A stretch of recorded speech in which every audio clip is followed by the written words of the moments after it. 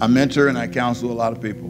I counsel a lot of leaders. A leader called me and he told me about his family's financial issues, and he was busy doing ministry stuff. He was out doing all kinds of stuff. And I told him, I said, look at me. You cannot afford to make that kind of money. You need to do something. Your family's suffering. You need to be a man of God and do something. I said, because what you're doing is not right, and your family deserves better. And he's a good man. He's a really good man. He said, you know, Pastor, you're right. He told me what he was making, and what he was doing was sacrificing for the kingdom. And I said, you can't do that.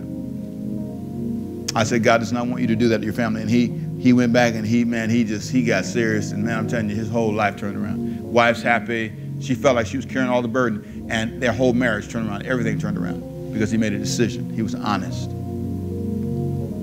I've had people come to me and they're on the border of getting into wrong relationships, and they would say, Pastor, I'm men and women, I'm struggling. I'm thinking about leaving my marriage. I met somebody I think is better for me. And I said, I appreciate you being honest, but here's what I want you to do.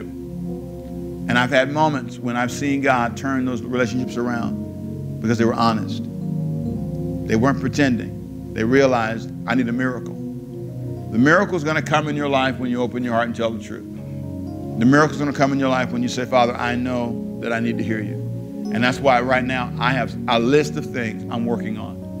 I wrote down a list, and I challenge you to go home tonight and write a list. Let me be honest. Nobody has to see it but you. I journal because journaling makes me honest. I'll lie to myself. Listen to me. I will lie to myself.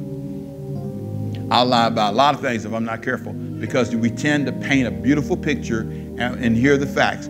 Here's my financial picture for real. Here's my financial picture.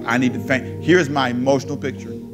I am depressed most of the time. Here's my mental picture. I told you, God, 3 years ago, God dealt with me about my thinking. You are thinking about too many problems with too many people. You need to get that off of your mind.